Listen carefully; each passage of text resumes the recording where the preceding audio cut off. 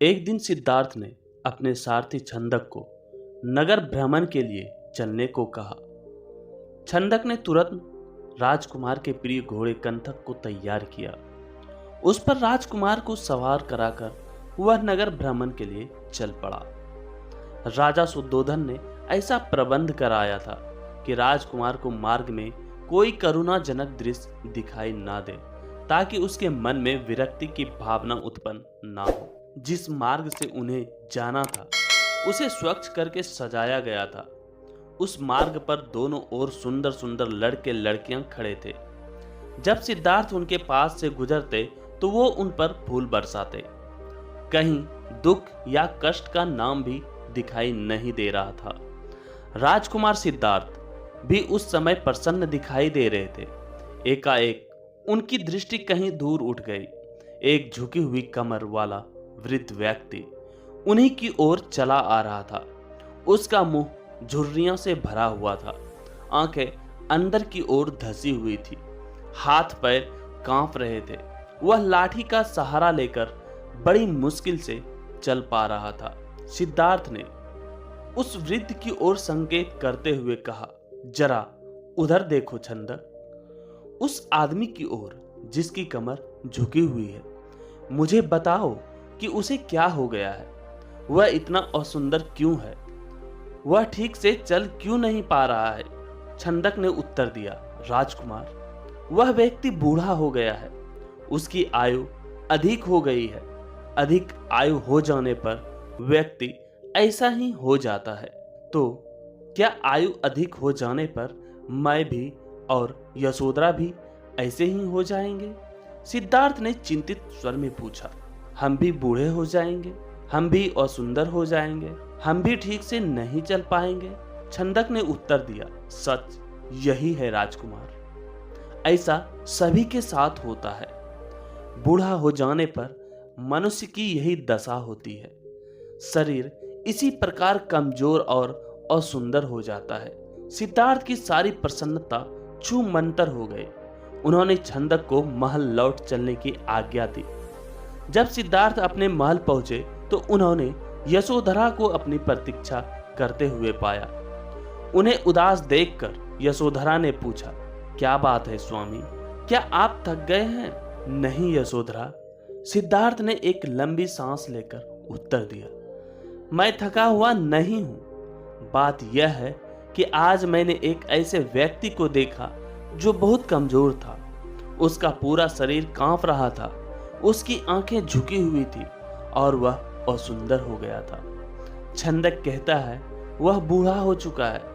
बूढ़ा हो जाने पर ऐसा ही होता है। यह देखकर मेरा मन उदास हो गया। इस प्रकार तो मेरी दशा भी आगे चलकर ऐसी ही हो जाएगी। यशोधरा ने कहा, आप व्यर्थ ही दुखी हो रहे हैं। छोड़िए इस बात को, आप अपने मनोरंजन कक्ष में जाइए। पिताजी ने आपके मनोरंजन के लिए खास नर्तकी और गायिका को बुलाया है। आप वहां जाकर मनोरंजन कीजिए, आपकी सारी उदासी दूर हो जाएगी। यशोधरा की बात मानकर सिद्धार्थ अपने मनोरंजन कक्ष में चले गए। वहां नर्तकी और गायिका ने अपनी कला का भरपूर प्रदर्शन किया। उन्होंने सिद्धार्थ की उदासी को दूर करने का पूरा प्रयास किया, लेकिन सिद्धार्थ की उदासी दूर ना हुई। उनकी आंखों के सामने रह रहकर वही वृद्ध व्यक्ति घूम रहा था जिसे उसने मार्ग में देखा था। वह बार बार यह सोच रहा था कि क्या बूढ़ा होने से बचने का कोई उपाय नहीं है। कुछ दिनों बाद अचानक सिद्धार्थ ने पुनः भ्रमण की इच्छा व्यक्त की। इस बार छंदक एक रथ सजाकर ले आया। रथ पर सवार होकर सिद्धार्थ पुनः नगर की ओर भ्रमण की ओर चल पड़े। इस बार छंदक पूरा प्रयास कर रहा था कि राजकुमार को कोई करुणाजनक दृश्य दिखाई ना दे, लेकिन जो होना होता है वह होकर ही रहता है। मार्ग में सिद्धार्थ को एक रोगी व्यक्ति दिखाई दिया। वह रोग के कारण कराह रहा था। सिद्धार्थ ने तत्काल रथ रुकवाया और छंदक से पूछा, इसे क्या हो गया है? यह इस प्रकार कराह क्यों रहा है? छंदक ने उत्तर दिया, राजकुमार, इसे रोग ने घेर रखा है। यह रोग के कष्ट को सहन नहीं कर पा रहा है, इसी कारण कराह रहा है। परंतु इसे रोग ने क्यों घेर लिया? सिद्धार्थ ने आश्चर्य से पूछा। छंदक ने उत्तर दिया, रोग तो बड़े बड़े स्वस्थ व्यक्तियों को भी घेर लेता है, उन्हें भी रुला देता है। इसमें आश्चर्य की कोई बात नहीं है। अपने जीवन काल में कोई ना कोई रोग लगभग प्रत्येक व्यक्ति को हो जाता है। ओह, सिद्धार्थ बड़बड़ाए, तो रोग भी मनुष्य को कष्ट पहुंचाते हैं। इनसे भी मनुष्य नहीं बच सकता है। मैं भी नहीं बच सकूंगा। जब मुझे भी कोई रोग हो जाएगा तो मैं इसी तरह दर्द से कराहूंगा। छंदक ने रथ को आगे बढ़ाया। थोड़ा आगे चलने पर सिद्धार्थ को एक सब यात्रा जाती हुई दिखाई दी। उन्होंने पुनः छंदक से प्रश्न किया, यह कैसा दृश्य है? 4 व्यक्ति अपने कंधों पर किसे लेकर जा रहे हैं? इनके पीछे कुछ लोग रोते हुए क्यों जा रहे हैं? छंदक ने उत्तर दिया, राजकुमार, यह व्यक्ति मर गया है। यह चारों इसके संबंधी हैं। ये इसके शव को उठाकर शमशान में ले जा रहे हैं। जो पीछे पीछे रोते हुए जा रहे हैं वे इसके कुटुंब के लोग हैं। शमशान में इस मृतक शरीर को जला दिया जाएगा। यह व्यक्ति मर क्यों गया? सिद्धार्थ ने अगला प्रश्न किया। छंदक ने उत्तर दिया, मृत्यु इस संसार का एक अटल सत्य है। मृत्यु ने आज तक किसी को नहीं छोड़ा। कोई भी व्यक्ति किसी भी समय मर सकता है। यह सुनकर सिद्धार्थ का दिमाग घूम गया। वह ठंडी सांस लेकर सोचने लगे, क्या इसी को जीवन कहते हैं? जिसमें मनुष्य को तरह तरह के रोग घेर लेते हैं, जिसमें कभी भी मृत्यु का आगमन हो सकता है। मनुष्य जब बूढ़ा हो जाता है तो वह दुर्बल और असहाय हो जाता है। उसके शरीर को जलाकर भस्म कर दिया जाता है। क्या जीवन के इन भयानक दुखों से छुटकारा नहीं मिल सकता है? इसका कोई तो उपाय होगा। सिद्धार्थ मन ही मन ऐसा सोच रहे थे कि तभी उन्हें एक सन्यासी दिखाई दिया। उसने भगवा भेष धारण कर रखा था। साधना और तपस्या के कारण उसका मुखमंडल चमक रहा था। उसके ओठ मुस्कुरा रहे थे। सिद्धार्थ को वह संसार का सबसे प्रसन्न व्यक्ति दिखाई दिया। उन्होंने पूछा, छंदक, यह स्वस्थ और तेजस्वी व्यक्ति कौन है? छंदक ने उत्तर दिया, यह एक सन्यासी है। इसने संसार के सभी सुख त्याग रखे हैं। इसने संयम द्वारा अपनी इंद्रियों को वश में रखा है। यह अपने ईश्वर की तपस्या साधना करता है, इसलिए यह स्वस्थ, निरोग व सुंदर है। तपस्या के कारण ही इसका मुखमंडल चमक रहा है। सिद्धार्थ को जैसे अपने सभी प्रश्नों के उत्तर मिल गए। वह एकदम शांत हो गया। उस सन्यासी के दर्शन मात्र से ही उसके मन का सारा क्लेश दूर हो गया। उसने मन ही मन सोचा, रोग, बुढ़ापा तथा जन्म मरण के कष्ट से छुटकारा पाने का उपाय संयम, त्याग तथा तपस्या है। जीवन का सार सत्य की खोज करना है। संसार के सभी सुख नकली है। मैं अब इन झूठे सुखों में नहीं फंसूंगा। मैं उस तेजस्वी सन्यासी की तरह बनूंगा। रथ अपने पूरे वेग से दौड़ता रहा और उससे भी अधिक वेग से दौड़ता रहा सिद्धार्थ का मन। उसे बार बार उस सन्यासी का ध्यान आता था। उनके मन में विरक्ति की भावना बढ़ती ही जा रही थी। जब सिद्धार्थ राजमहल में लौटे तो उन्हें एक शुभ समाचार मिला। यशोधरा ने स्वस्थ व सुंदर पुत्र को जन्म दिया था। दास दासियों ने सिद्धार्थ को घेर लिया और उन्हें बधाइयां देने लगी। उन्हें यह आशा थी कि सिद्धार्थ से उन्हें पुरस्कार मिलेगा, लेकिन सिद्धार्थ पर इस शुभ सूचना का कोई भी प्रभाव दिखाई ना दिया। चारों ओर हर्ष का सागर लहरा रहा था। पूरे राजमहल में बधाइयों के स्वर गूंज रहे थे। वहां राजा शुद्धोधन वो रानी प्रजापति दो प्रसन्नता से पागल हुए जा रहे थे। वे बधाई देने वाले को मुंह मांगा पुरस्कार दे रहे थे। कपिल वस्तु में नए राजकुमार के जन्म लेने के उपलक्ष्य में नाच गाने वो उत्सव होने लगे, लेकिन सिद्धार्थ को उनमें कोई रुचि न थी। वह उदास अपने भवन में घूम रहे थे। उनके मन में संघर्ष चल रहा था। वे किसी भी उत्सव में सम्मिलित नहीं हुए। अपने नवजात पुत्र से भी मिलकर सिद्धार्थ को प्रसन्नता न हुई। उनका मन सब कुछ त्याग कर शांति व सत्य की खोज करना चाहता था। एक रात आषाढ़ की पूर्णिमा का चंद्रमा पृथ्वी पर अपनी शीतल चांदनी बिखेर रहा था।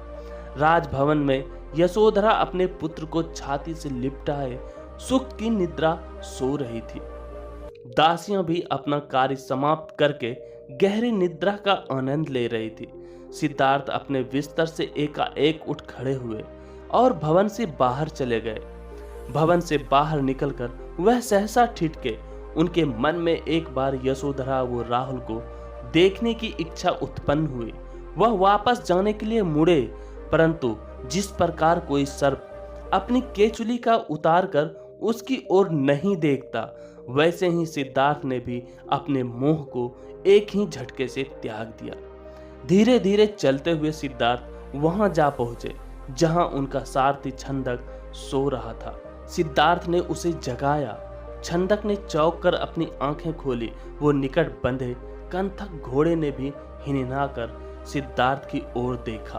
राजकुमार, छंदक ने नम्रता से आश्चर्य से कहा, आप और यहाँ, वह भी रात के इस समय? सब कुछ ठीक तो है? छंदक, सिद्धार्थ ने आदेश दिया, तुरंत रथ तैयार करो, मैं इसी समय राजभवन से बाहर जाना चाहता हूँ।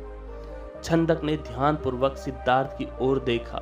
वह कुछ पूछना चाहता था, परंतु पूछने का साहस न कर सका। रथ को तैयार करके वह सिद्धार्थ के निकट ले आया। सिद्धार्थ रथ पर सवार हुए तथा छंदक को नगर से बाहर वन की ओर चलने के लिए कहा। चारों ओर गहरा अंधेरा था। वहां सन्नाटा छाया हुआ था। जंगली जीव जंतुओं की आवाजें कभी कभी सन्नाटे को भंग कर देती। वातावरण बहुत डरावना हो जाता। घने जंगल के निकट सिद्धार्थ ने छंदक को रथ रोकने का आदेश दिया। रथ रुकते ही सिद्धार्थ नीचे उतर आए। सामने ही यमुना नदी अपने पूरे वेग से बह रही थी। उस समय से अनुप्रिय नामक स्थान के निकट खड़े थे। सिद्धार्थ ने अपनी रात से वेशभूषा उतार दी। साथ ही उन्होंने एक एक करके अपने आभूषण भी उतार दिए। अपने वस्त्र वो आभूषण उन्होंने छंदक को दे दिए तथा लौट जाने का आदेश दिया। छंदक सिद्धार्थ के पैरों में गिरकर फूट फूट कर रोने लगा। वह हाथ जोड़कर कहने लगा, यह आप क्या कर रहे हैं राजकुमार? जब आपके माताजी वो पिताजी को आपके सन्यासी बन जाने की बात का पता चलेगा तो उन पर दुखों का पहाड़ टूट पड़ेगा। रानी यशोधरा पर क्या बीतेगी? आप अपना निर्णय बदल लीजिए, मेरे साथ राजमहल लौट चलिए। नहीं छंदक, सिद्धार्थ ने सुंदर वो सुगंधित बालों को काटकर कहा, मैं अब नहीं लौटूंगा। मैंने सोच विचार करके ही यह निर्णय लिया है। मैं सत्य वो ज्ञान का मार्ग खोजना चाहता हूँ जिससे मानव शांति पा सके।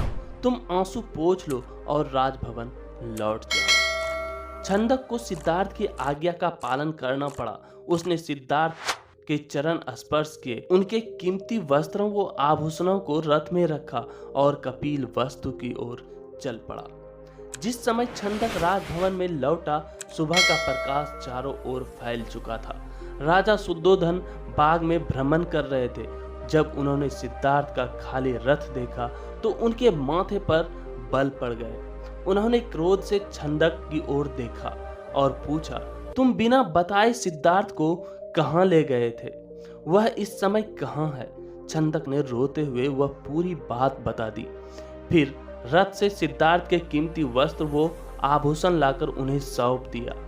शुद्धोधन उन वस्त्र आभूषणों को छाती से लिपटाकर फूट फूट कर रोने लगे। उन्होंने कहा, विद्वान पंडितों व ज्योतिषियों की भविष्यवाणी आज सच हो गई। मेरा बेटा संसार के सभी सुखों को ठुकराकर सन्यासी बनने चला गया।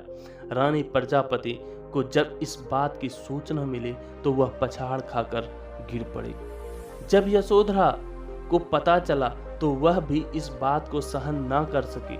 वह विलाप करने लगी, हे स्वामी, तुम बिना कहे ही घर छोड़कर चले गए।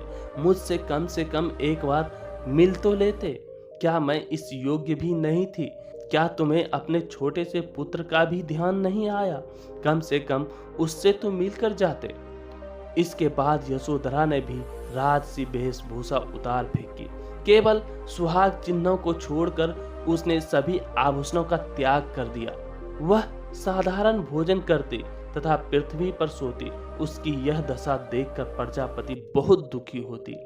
वह यशोधरा को छाती से लगाकर रो पड़ती और अपने स्वास्थ्य का ध्यान रखने के लिए कहती, यह तेरे खेलने खाने की आयु है बहू। वे यशोधरा से कहते, परंतु तूने तो सिद्धार्थ की तरह ही संसार के सभी सुख छोड़ दिए।